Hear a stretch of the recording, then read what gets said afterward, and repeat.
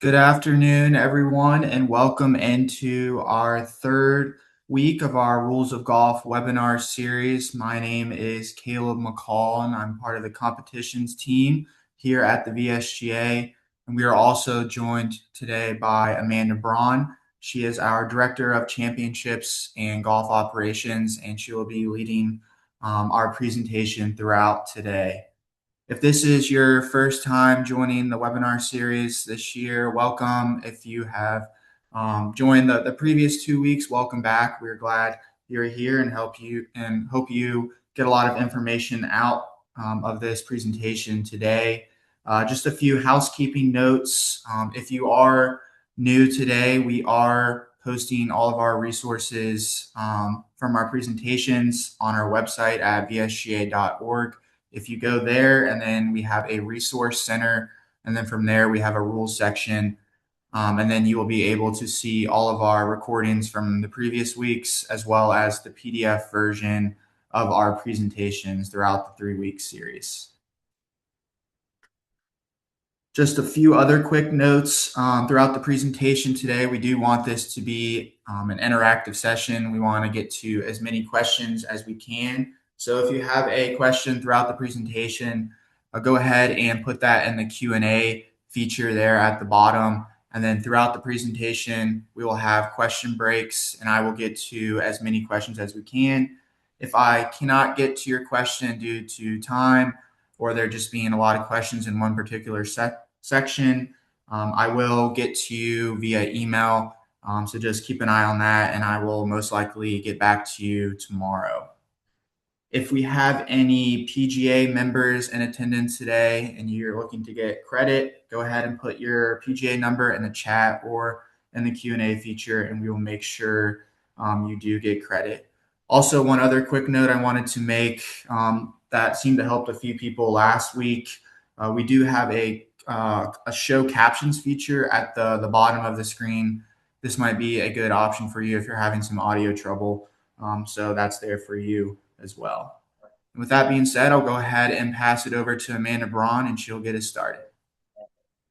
Thanks, Caleb. And again, good afternoon, everyone. Thank you for joining us today, whether it's your first one or you've joined us the last 3 weeks. We appreciate you taking an hour out of your day to learn the rules of golf with us.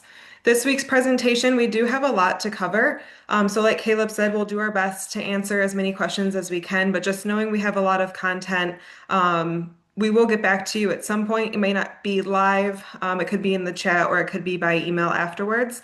But today's presentation, we're covering all of our relief procedures. So we'll start with our free relief and then go into penalty relief. Probably the majority of the rules that golfers typically see when out on the golf course. So I anticipate a lot of questions, which is good. We do want those questions to help add a little bit of context to our presentation today.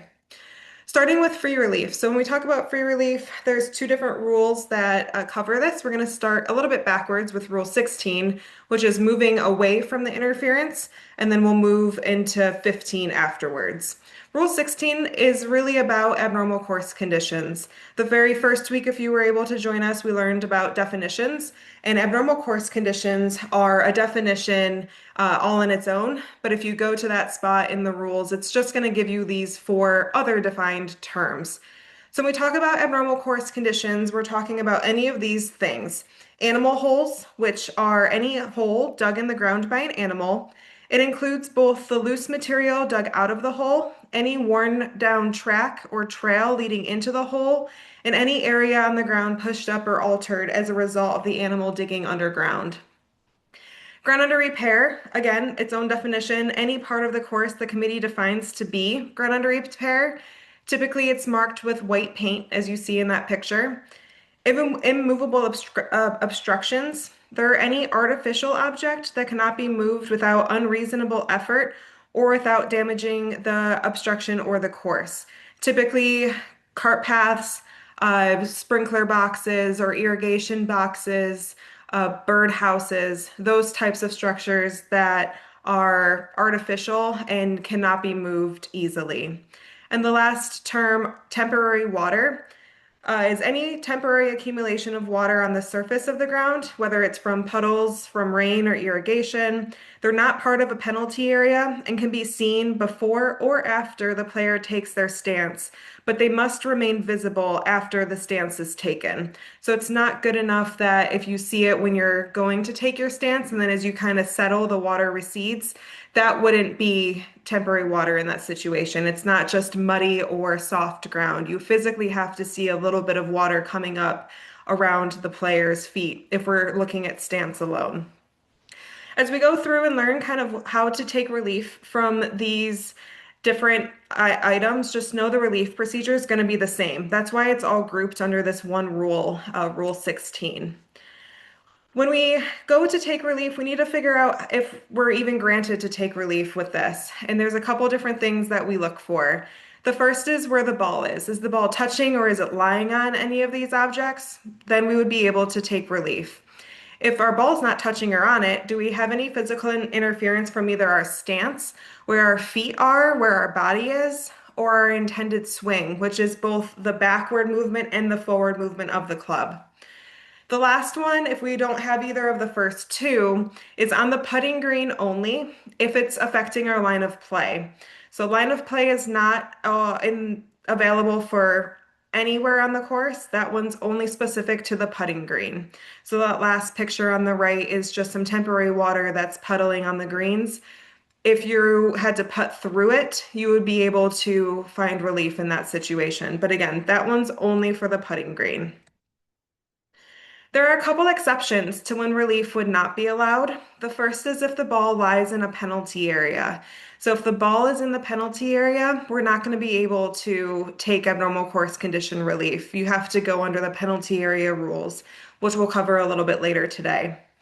If the abnormal course condition is out of bounds, we also are not going to be granted relief. So if there's a birdhouse in someone's backyard, that's not part of the course, but our ball's very close to that out of bounds line, and our swing is going to be affected by that birdhouse. Unfortunately, because it's not on the course, we're not going to be able to grant abnormal course condition relief in that situation.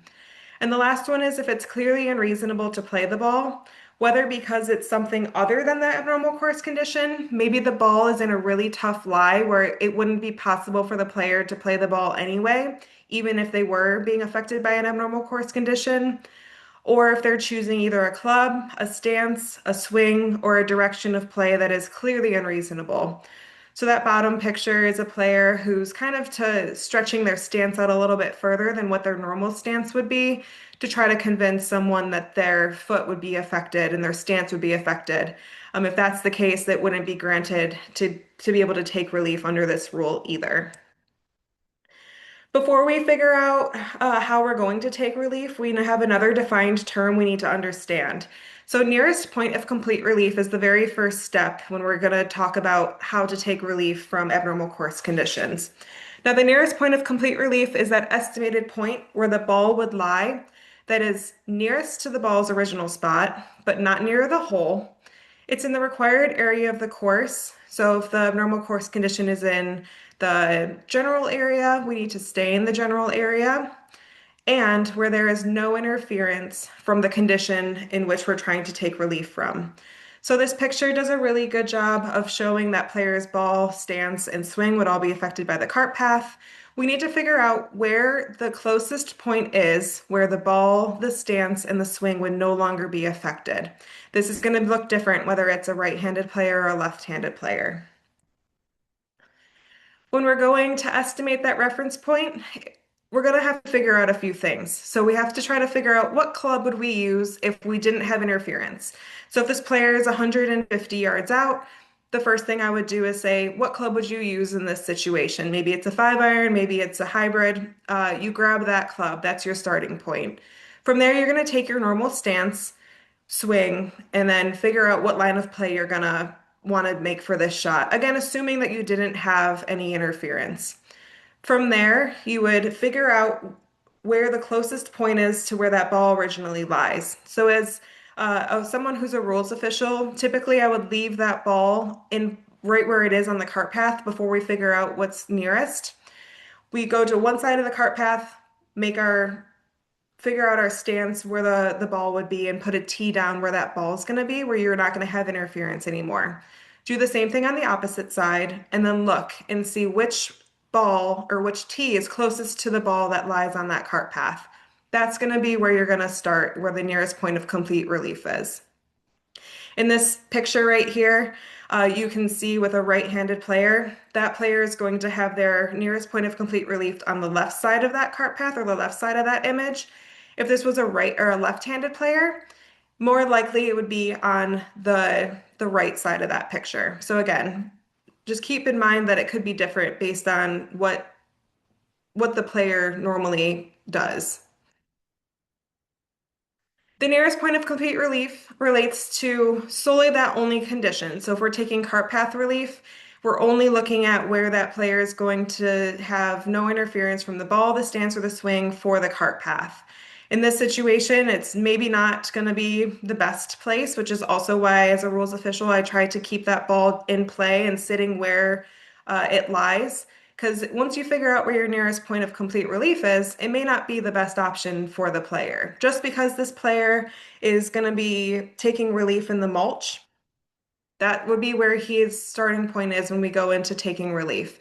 So maybe that player's option or better option is to play that ball as it lies off the cart path. So these graphics, we'll see a bunch of them in today's presentation. They're great. They're all straight from the Rules of Golf book. So if you haven't opened the book or looked online, they do a really good job of kind of showing how we're taking relief and where we're going to get to. So ultimately, we're going to put all those pieces together. So when we're taking relief from an abnormal course condition in the general area, we have to find that reference point or the starting point. And in this case, it's the nearest point of complete relief. We kind of looked through what that looks like for cart path, but that first image on the top shows you what it looks like if it's ground under repair. So it's not always left or right of that object you're trying to take relief from. It could be immediately behind it. Just keep that in mind, figure out where the closest point is, where you're out of the abnormal course condition, whether it's a movable obstruction, animal hole, ground under repair, or temporary water, and then find your nearest point of complete relief.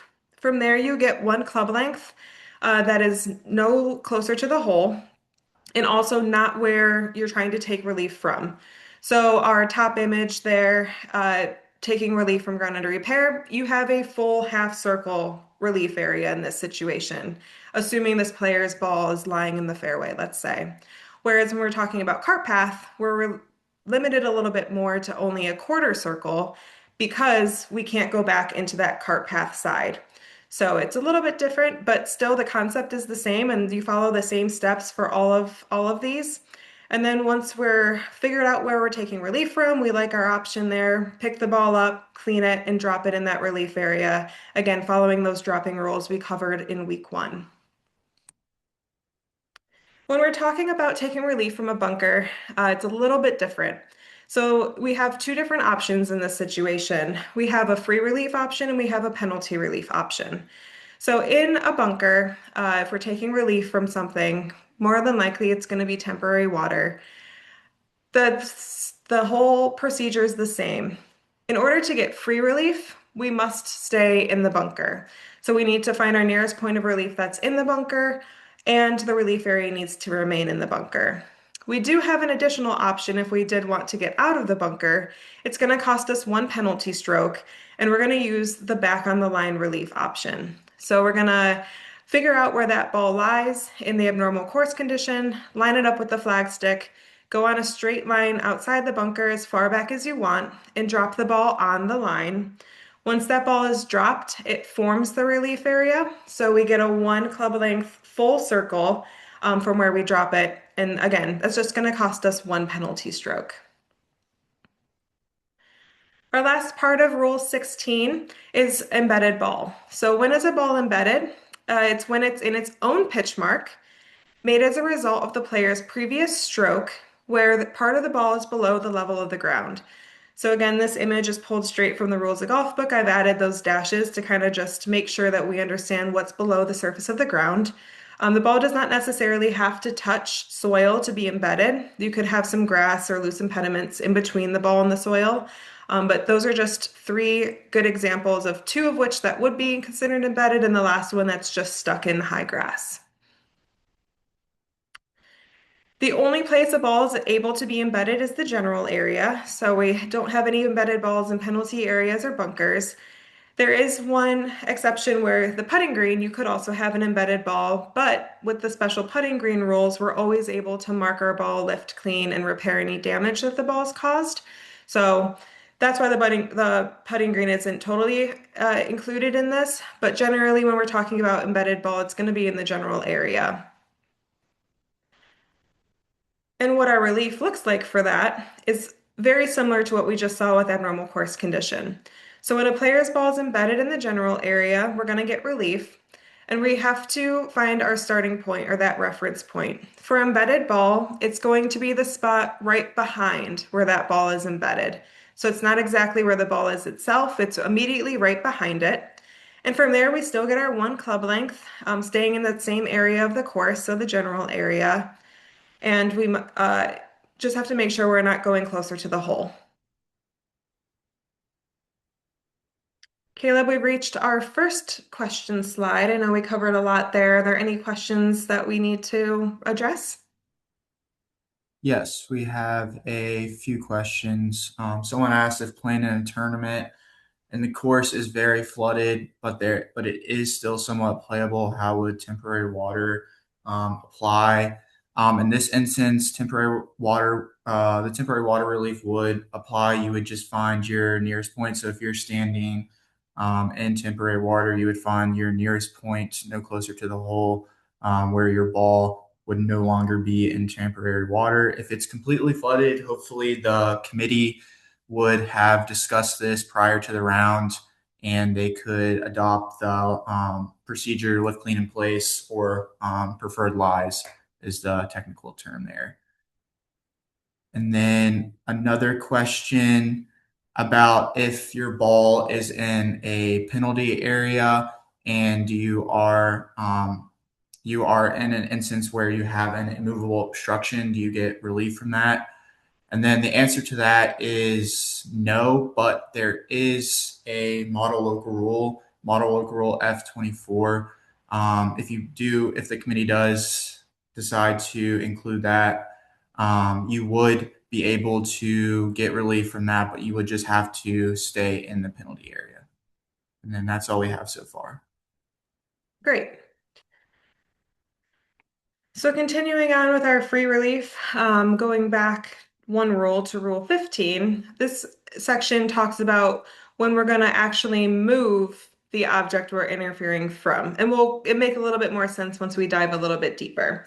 So there's two different or main things that this rule covers. The first is loose impediments. I know this has been a term that we've covered probably every week up until this point, but we finally get to the section where we talk about the actual definition. So loose impediments are any unattached natural objects, and there's so many that are on the course at all times. So sticks, grass, leaves, branches, unfortunately dead animals or animal waste is also included in loose impediments. You have worms, insects, and similar animals that can be easily removed. Clumps of compacted soil from irrigation. All of these, if it's a natural object that's not attached to anything, would fall under this term loose impediments. We have some special cases in the definition as well. So sand and loose soil, it calls out, are not loose impediments. They just are what they are, sand and loose soil. They don't have a special designation. Dew, frost, and water are also not loose impediments. Snow and natural ice, other than frost, are two things. They can either be loose impediments, or when on the ground, temporary water. The player gets to choose their option there. Spider webs, it calls out, are loose impediments, even though they may not be unattached, since they kind of have to be attached to something. And then if a live insect is on the ball, that would be considered a loose impediment. Again, only if it's alive. If it's unfortunately not alive, it would be just part of the ball and you wouldn't be able to move it. So the rules call these out just because of how we get to take relief from them. That's why there's a couple different options for snow and natural ice. You either can treat them as loose impediments, where we'll see what we get to do, or temporary water, which is what we just covered in our previous section. Without penalty, a player can remove a loose impediment anywhere on the course or off the course and can do so in any way. So the rules don't restrict you from having to remove them one way or the other. You can use a hand, your foot, club, equipment, hat, get help from others if there's a giant limb that fell from a tree and you're not strong enough to move it by yourself. Even though it's unattached, it's still a loose impediment and you can still get help from others. Or if you are alone and aren't able to move that whole entire piece of limb, you can break off a section if it helps improve what you're trying to do to get it out of the way. If a player's removal of a loose impediment causes their ball to move, we might have an issue, or we do have an issue. So the ball must be replaced on its original spot. If we're not sure exactly where it was before, we just estimate. And if the ball was moved anywhere except for on the putting green or in the teeing area, the player is going to get a one-stroke penalty, and that falls under Rule 9, which we covered last week, the player causing their ball to move. So while we are able to move loose impediments anywhere on the golf course, we do have to be careful in certain areas, penalty areas, bunkers, and general area, because if we do cause our ball to move, we would be getting that one stroke penalty, and make sure you replace that ball back where it was before. That was a quick section. Do we have any questions about loose impediments? We do have a few questions. Someone from, or it's more so from the last section. But if your ball is off the putting green, but there's temporary water on the putting green, do I get free relief from that? And the answer is no. Your ball must be on the putting green. Your ball has to be on the putting green if you get free relief from those abnormal course conditions. When it has to do with line of play. And then that's also far for that section, Amanda. Okay. So the other part of Rule 15 is movable obstructions. So in Rule 16, we talked about immovable obstructions, those objects that are artificial and not easily moved. If we want to know about objects that are easily moved, that are also artificial, we look at Rule 15, and that's where we have movable obstructions and how to take relief from them. So the definition is an artificial object that can be moved with reasonable effort, and again, without damaging the obstruction or the course. There are some exceptions to what a movable obstruction is. Integral objects, so those kind of features on the course that are not meant to be areas or obstructions. The example I have there is the kind of wood wall and bunkers sometimes are added by architects to kind of give it a cool design, but a course may not want you to get free relief from those objects, so they make them integral. Boundary objects, so whether it's the white stakes that you see defining out of bounds, or maybe it's a fence that defines out of bounds, you wouldn't get relief from that either. Or immovable obstructions, because we just covered what those are and how we would take relief from those. So an immovable obstruction also wouldn't fall under movable in that case either. We can remove movable obstructions without penalty. A player may remove them anywhere on or off the course, and again, may do so in any way. There's no limits there. And if a player's ball moves while we are trying to remove a movable obstruction, what do? First off, for this, there is no penalty. So we don't have to be careful when moving movable obstructions like we do for loose impediments, because again, they're artificial. They're not meant to be part of the playing the golf course. So we're able to move those out of the way for no penalty. If our ball moves, no problem. Again, we just have to make sure we replace that ball in its original spot. So this picture here shows a ball resting up against a rake. Okay, that rake's a movable obstruction. Go ahead and move it. If that ball moves, no problem. We just need to put it back. The other side of this is if a ball comes to rest on a movable obstruction, we have two different things here. One is on the putting green and one is off. First, we'll look at what if this happens anywhere except the putting green. Again, the player takes free relief, lifting the ball, removing the movable obstruction, and then we're going to take a relief by dropping in this situation because it wasn't lying on the course itself, it was lying on a different object. So we need to drop the original ball, or we can substitute in this situation as well. We need to find our reference point, and for this particular rule, it's going to be the estimated point right under where the ball was at rest in or on the movable obstruction. In this picture, we have that ball resting on a abandoned towel. So we just pick that towel up and estimate where that spot was before. We get 1 club length from that reference point, again, staying in the same area as the course as the reference point, and may not be closer to the hole.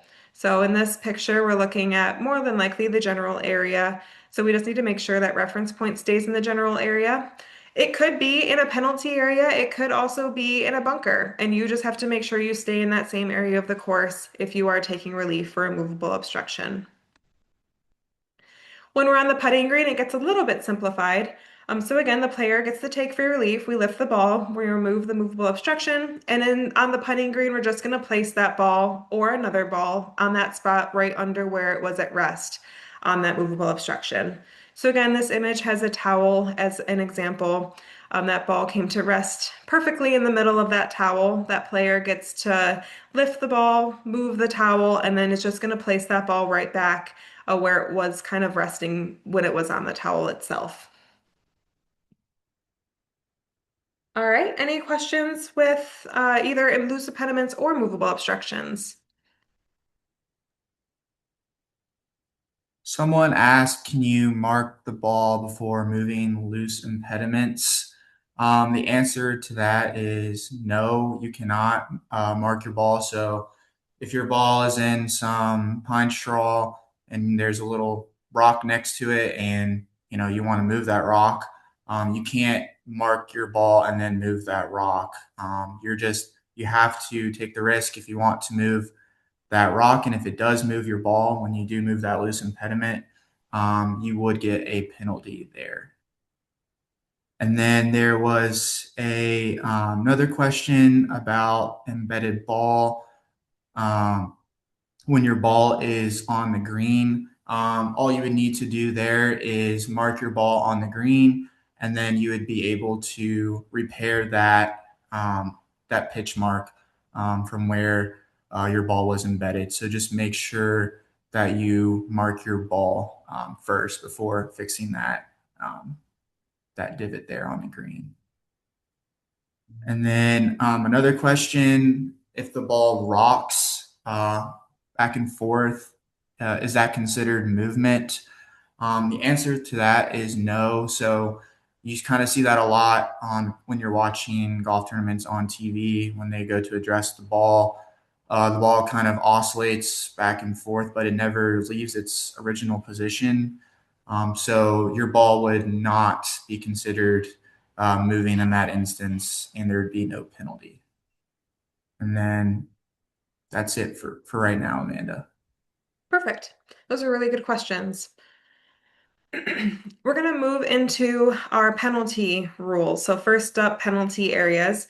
Again, here in Virginia, we have them pretty much on every single course we go to. So I'm sure they're very, very common.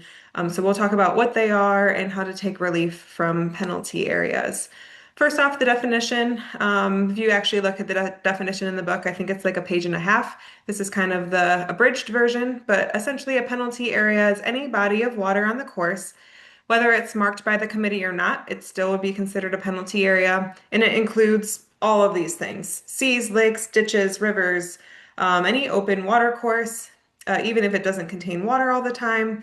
And added back in 2019 when the big rules changes happened, they also added that any part of the course the committee defines as a penalty area. So that doesn't limit golf courses to have to make sure that an area holds water. If there's areas on the course that are just very heavy, dense trees, we've seen it very common that courses will now mark those as penalty areas to help with pace of play. And that's just because if your ball's in a penalty area, we get to take relief, and we're going to see what that looks like.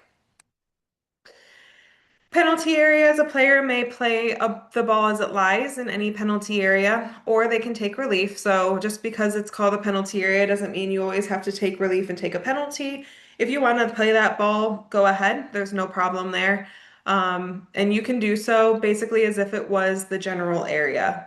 So what that means is we're able to move loose impediments, we're able to take practice swings, we can ground our club, we can touch water. All of these things are okay. Basically, if you want to play from a penalty area, you're playing as if it's from the rough. So it's not limiting you in any way additionally, whether you want to take practice swings, ground your club, that sort of thing.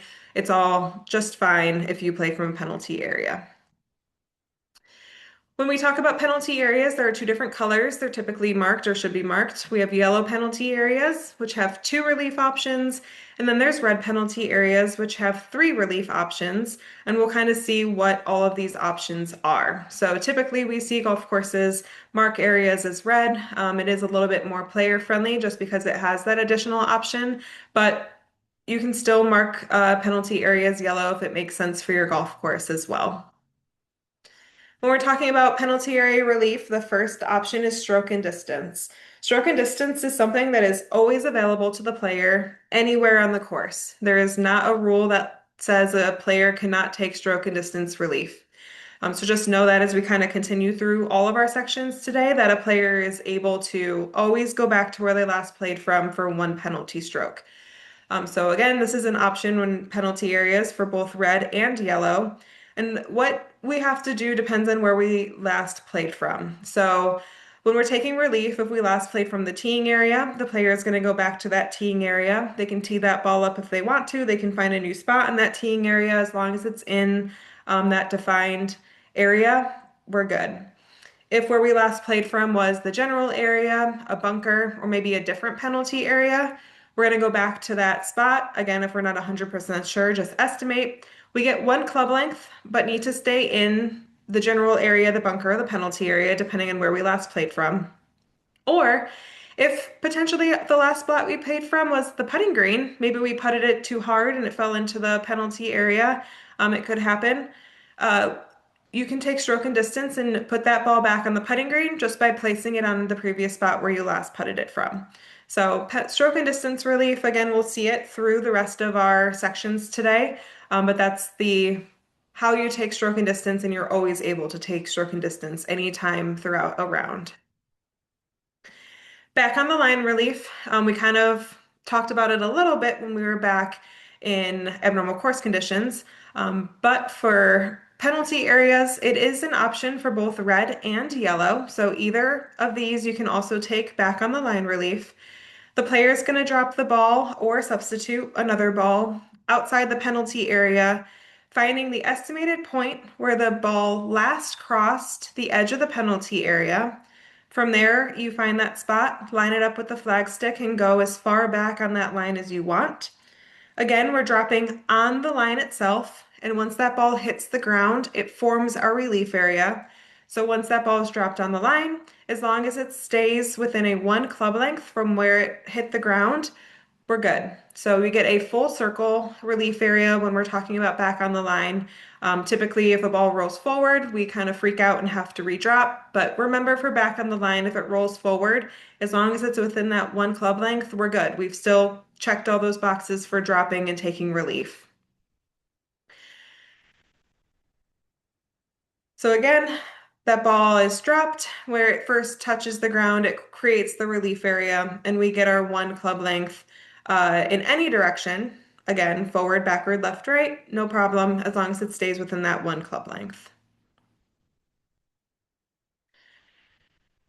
That spot where the ball last crossed, or where we're trying to drop, must not be nearer than the hole than the spot where the ball originally crossed the edge of the penalty area. It can be any part of the course, except for the same penalty area. So if we're taking relief from the penalty area, it's not letting us stay in the penalty area, which makes sense, and must be in the same area of the course that the ball first touched when dropped. So that last bullet point there just calls out that if you go as far back on a line, maybe you're dropping in a spot very, very close to a bunker because you want that particular yardage. If that ball is first dropped, it hits a part of the general area and then ends up rolling into a bunker that's within 1 club length, you would have to redrop in that situation because this rule calls out that it needs to stay in that same area of the course as where it touched when it was first dropped. Doesn't happen all too often, but it does have that little added part of making sure that we're taking relief in the area of the correct area of the course. Our last relief option, again, that third option is only available for red penalty areas. So if we're looking at yellow, we can only do stroke and distance or back on the line. What's not mentioned in this presentation is sometimes, typically for yellow penalty areas, golf courses will put in dropping zones, and that would be your additional option for that as well. But just under the rules itself, when we're talking about yellow penalty areas, back on the line and stroke and distance are your only options. So lateral relief is an option only for red. We're going to find our reference point, which is again that spot where that original ball last crossed the edge of the red penalty area. And our relief area is going to be a 2 club length area for lateral relief. So this is our only 2 club length option. This graphic does a really good job of kind of showing all 3 of our options for a ball in a penalty area if it's red. So again, the player tees off, it crosses at point X.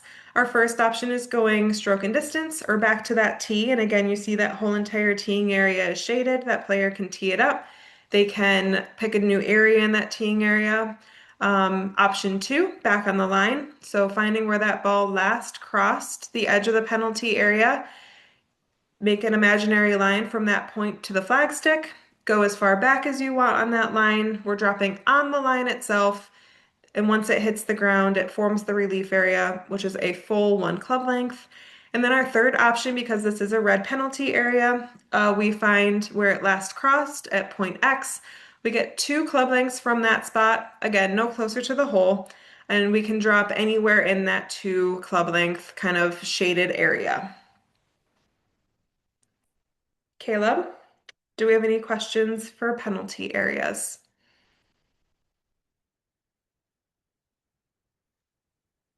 Yes, someone did ask a good question about club length and which club to measure that.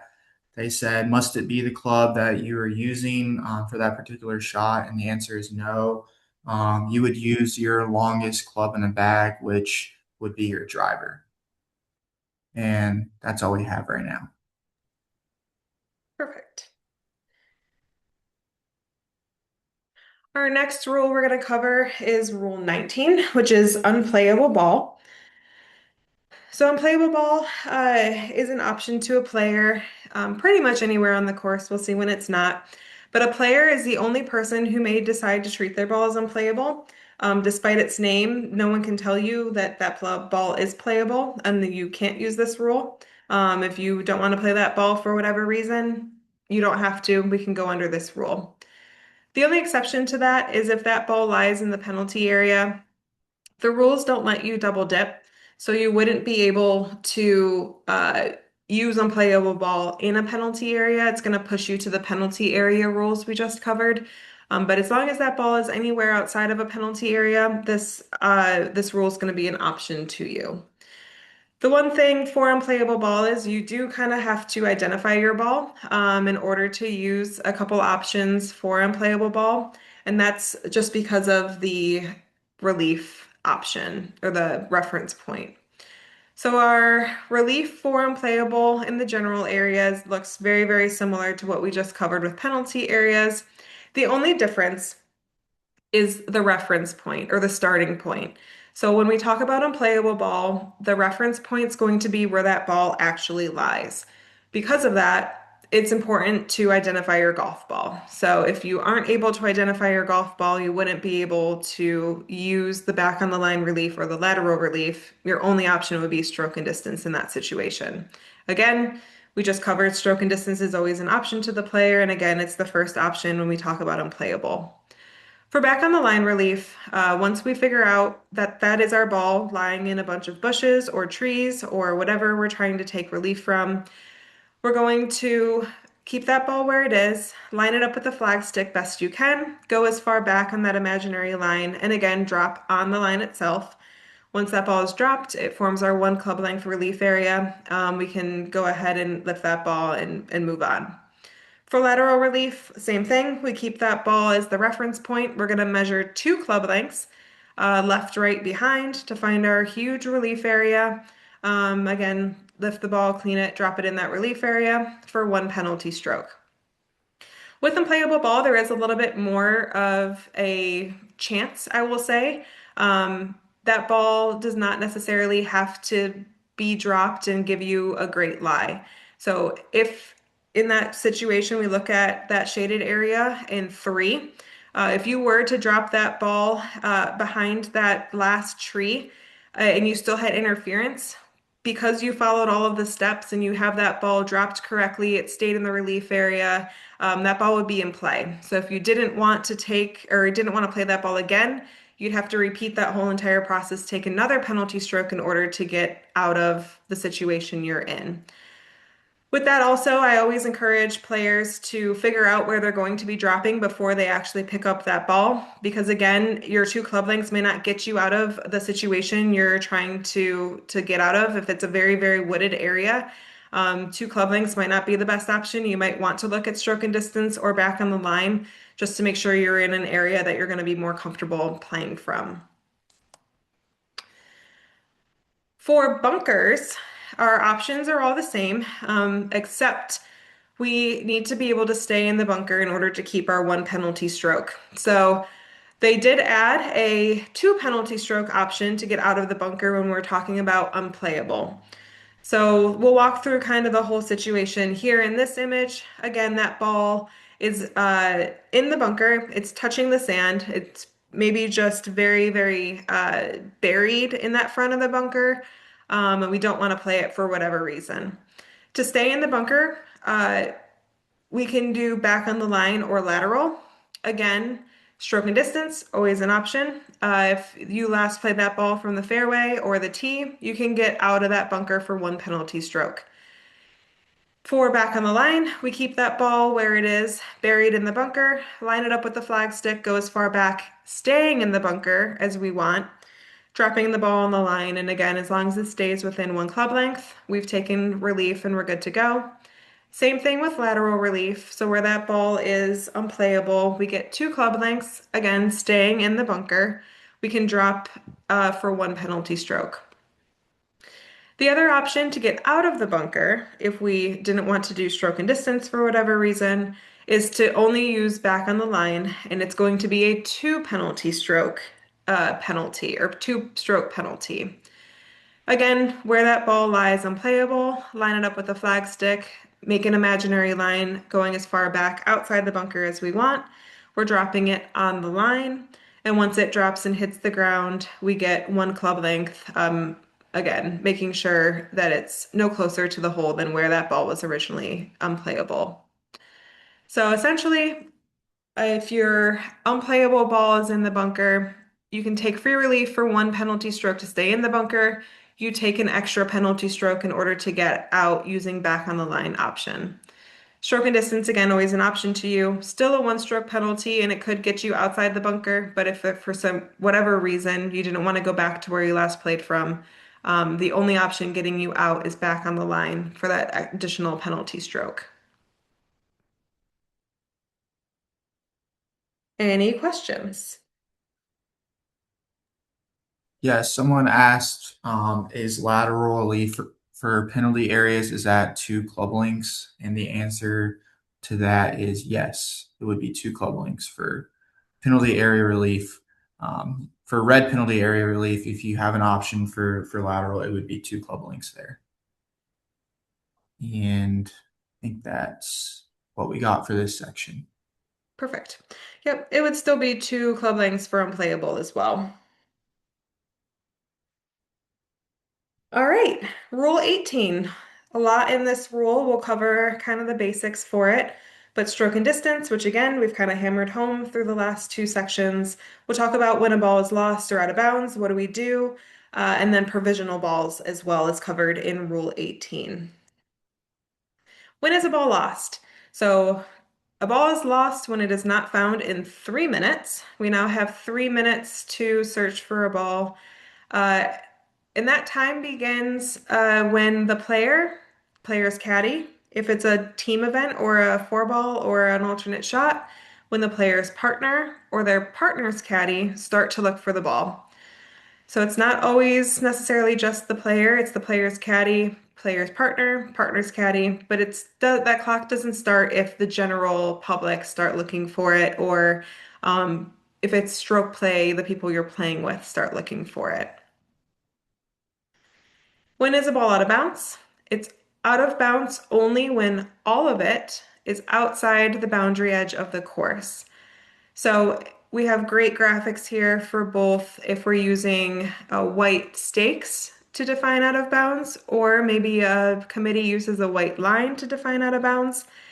If any part of that ball is touching the course or overhanging the course, it would be in bounds and you're able to play it.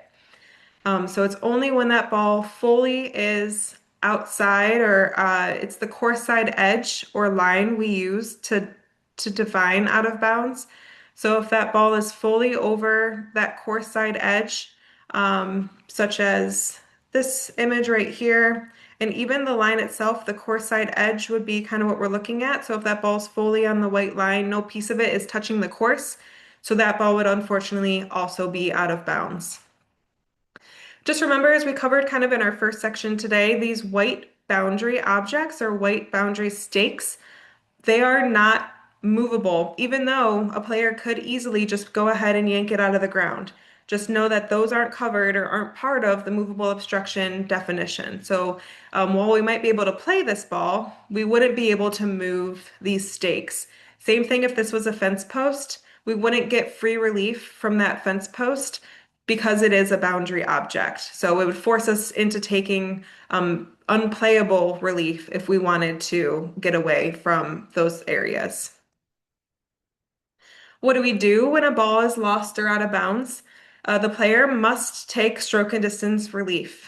So this is generally within the rules of golf with no model local rules in play. The player's only option is stroke and distance. So again, we're going to add one penalty stroke and play the original ball or substitute another ball and go back to where we last played from. Again, depending on where that was on the course, we either get the full teeing area, we get a club length in any direction, excuse me, no closer to the hole, or if it was the putting green, we're going to place that ball on the putting green. If a committee does adopt this model local rule, E5, it does give the player a pretty big advantage to not have to play stroke and distance. This is only really recommended for general fun events. We wouldn't use or typically wouldn't see this model local rule in play for high level competitions. It's more meant for those kind of fun outings or, not high level competitions. How this model local rule works is it basically helps you do stroke and distance without actually having to go back to the tee. So it helps with pace of play by not making the player go back and then replay. So these graphics really help describe what's going on here. So for the one on the left, that ball is lost in those group of trees.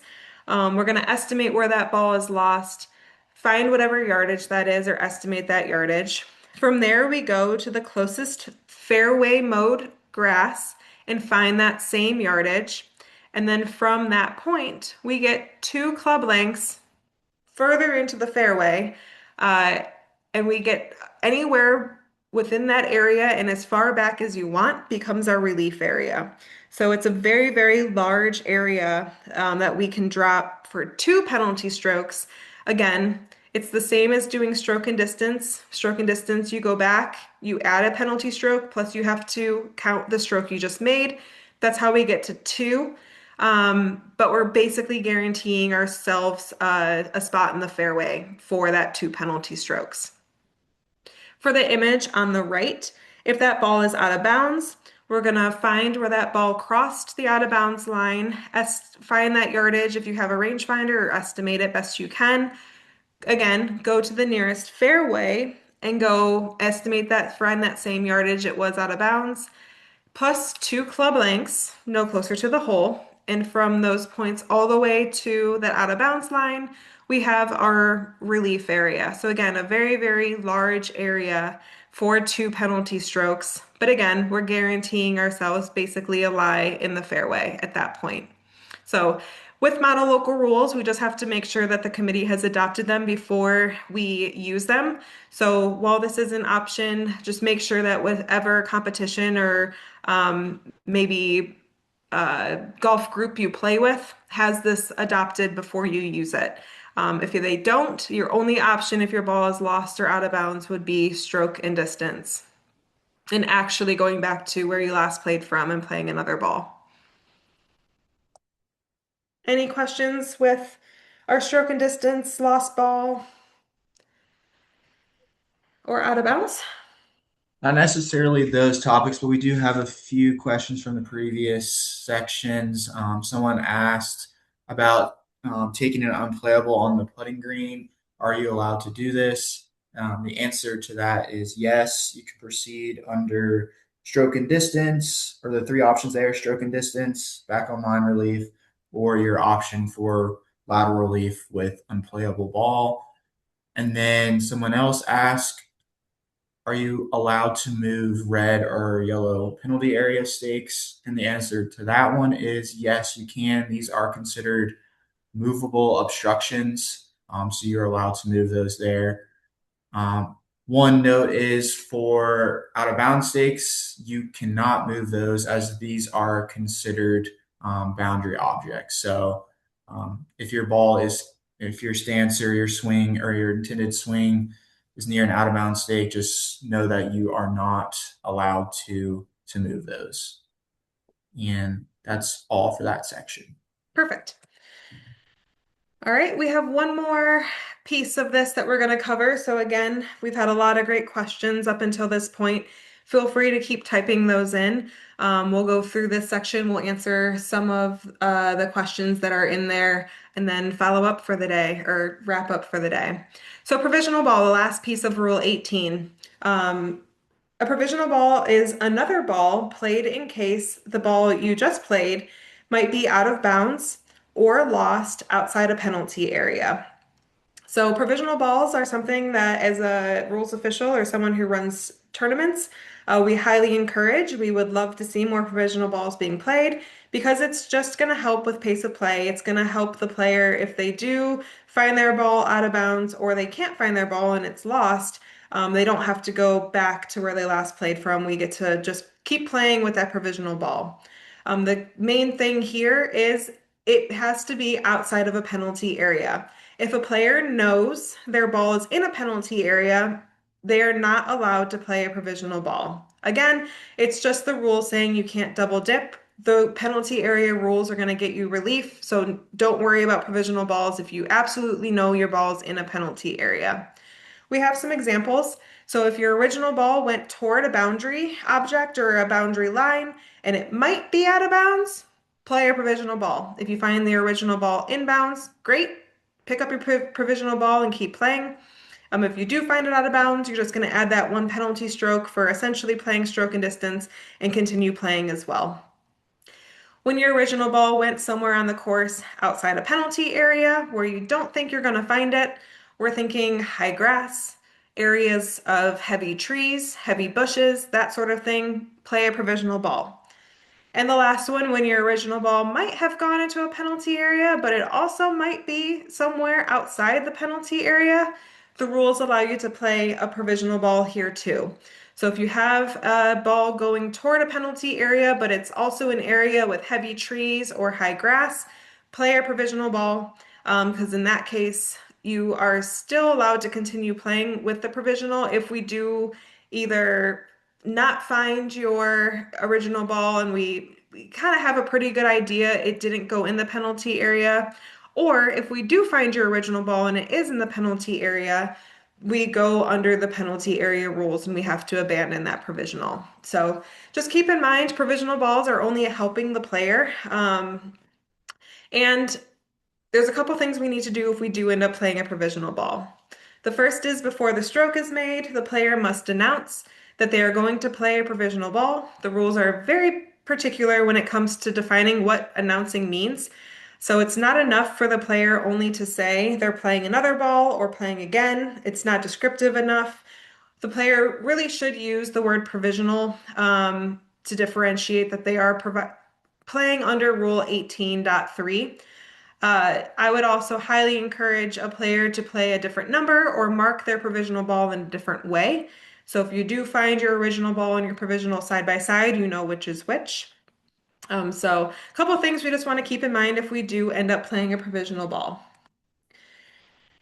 And then playing the provisional ball, player is allowed to play their provisional all the way up to the point estimated where the player's original ball was likely to be. So this gets a little confusing. But we're going to walk through when a player can still play a provisional ball when that ball is still considered provisional.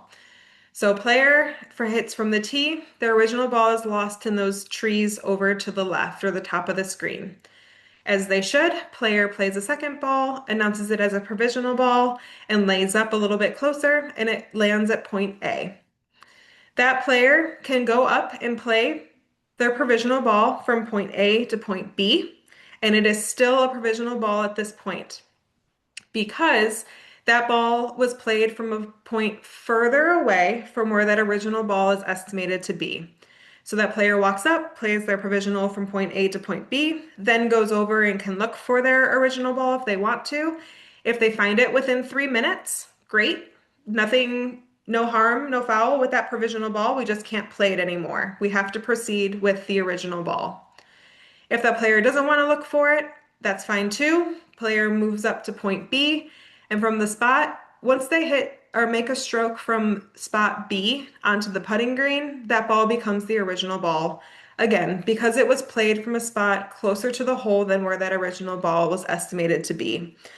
I know this question is probably coming. Do we have to search for original ball? And the answer is no. Nothing requires you to search for your original ball. If you do decide to search, you have 3 minutes to do so until that ball is considered lost. The other way that a provisional ball becomes the ball in play is to make a stroke from a spot closer than where that original ball is estimated to be. So from playing further away, it still is a provisional ball up until when you're playing the provisional from a spot closer than where that ball is either lost or out of bounds.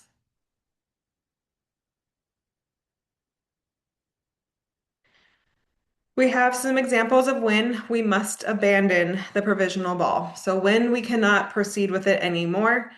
If a player finds the original ball on the course within the 3 minute search time, that provisional ball is not able to be played anymore. Pick it up and put it in your pocket. There's no way that you're able to play it.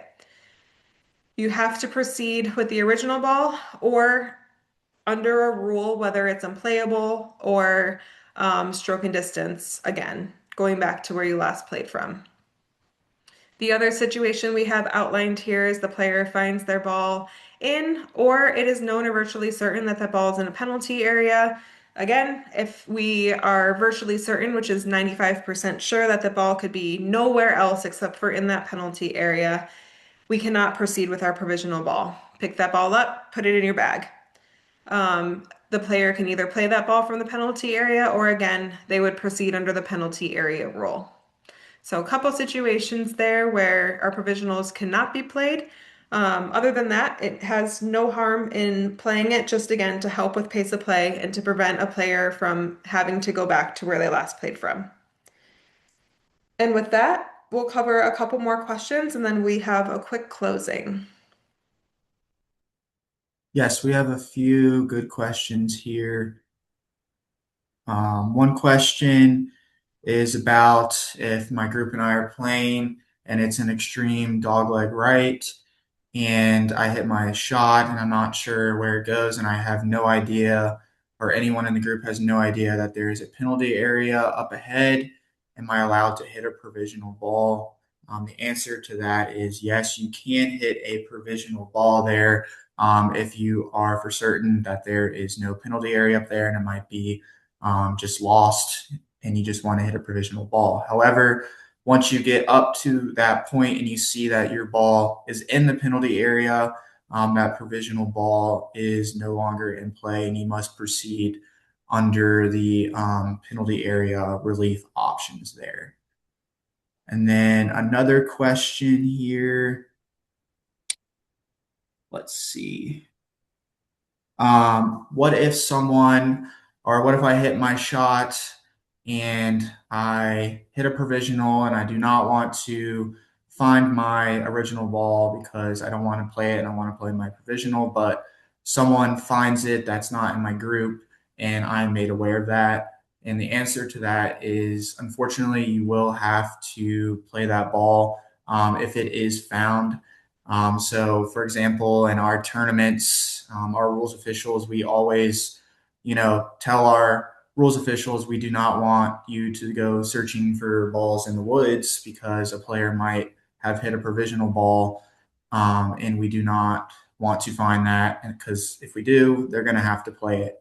So, in that instance, just always err on the side of caution. Don't look for your partner's ball in the woods if you do not if they do not want to play it.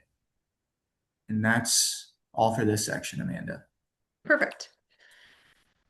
Again, just wanted to end with a couple additional resources. Caleb talked about these at the beginning, but I wanted to include them here as well. So our website is where we have the recordings from the last 2 weeks. Today's presentation will be posted hopefully by tomorrow, along with the slide decks for all 3 webinars. If you've joined us for the last 3 weeks, again, thank you for spending your time with us. We really do appreciate it. Also on our website, there is a Contact Us page where you can ask a rules question.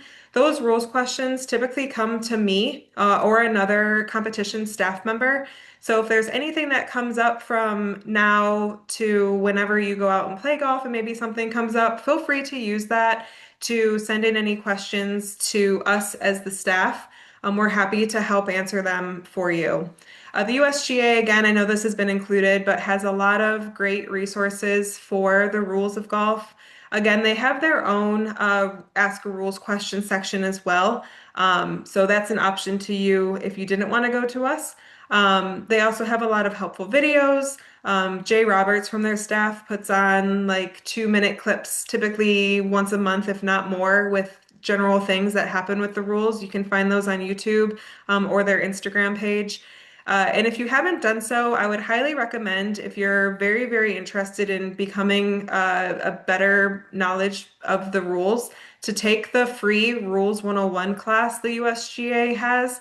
It's kind of where we've gathered the information for our presentations the last 3 weeks. But that would be a great place or next step for you if you haven't already done so. You can do it not in all one sitting. It has different sections and goes through essentially what we've covered the last 3 weeks with little rules questions to just check your knowledge. But again, we really do appreciate you, whether this was your first and only week or you've joined us the last 3 weeks. Thank you again for spending an hour with us each Thursday.